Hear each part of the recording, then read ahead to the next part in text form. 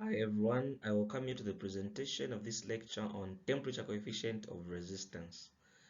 Okay, so before we go on, I'll kindly ask those of you who haven't subscribed to my channel to simply do that. Just press the subscribe button below there. Okay, so we are going to be discussing resistance, but our main interest here is the temperature coefficient of that resistance. Okay, so the temperature coefficient of resistance is basically the rise in the resistance of a material by degree rise in temperature to the original resistance. So we shall work with the given formula. We will work with the formula, which is this one. R2 is equal to R1, which is multiplying 1 plus alpha 1, multiplying the difference in the two temperatures. Let me discuss those parameters. So T2 is basically the higher value of a temperature. You'll be given two temperatures. Temperature at a higher temperature and the temperature at a lower temperature. So T2 represents temperature at a higher temperature. And then we have T1, which is representing temperature at a lower value. Then we've got R2, R2 being the resistance at a higher temperature. And then R1 will be the resistance at T1, which is the lower temperature. And basically, the temperature coefficient at T1. So this value, this temperature coefficient here, is the temperature coefficient at lower temperature where this R is occurring. Okay. Okay, so we look at the first example.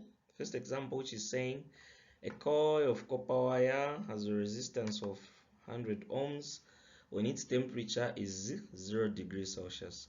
Determine its resistance at 70 degrees Celsius if the temperature coefficient of resistance of copper at 0 degrees Celsius is 0.0043 per degree Celsius. Okay, so in solving this, yes, one thing you need to note the formula and then identifying what to put in the formula. So let's do our data analysis. We check what we've been given.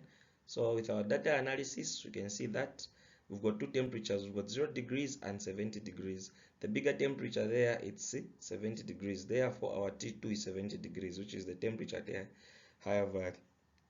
Then we've got a lower value temperature, which is 0 degrees. That one will automatically be a T1. Then we go to the resistors. So the resistors, we've got a resistor which is occurring, or the resistor at a higher temperature. So our higher temperature being 70 degrees, so the resistance at 70 degrees is R2.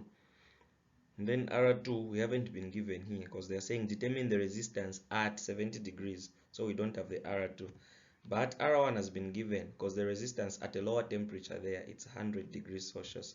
And we've been given the temperature coefficient at a lower temperature, which is this one. At 0 degrees, they're saying the temperature coefficient is that, which is this one there. So I think we've identified all the parameters. The only thing you need to recall now is the formula, which is that one. Once you know the formula, you do your substitutions. So where there is R1, you put 20 because we have 20 there. Where there is R1, you put the value for R1, which is 100.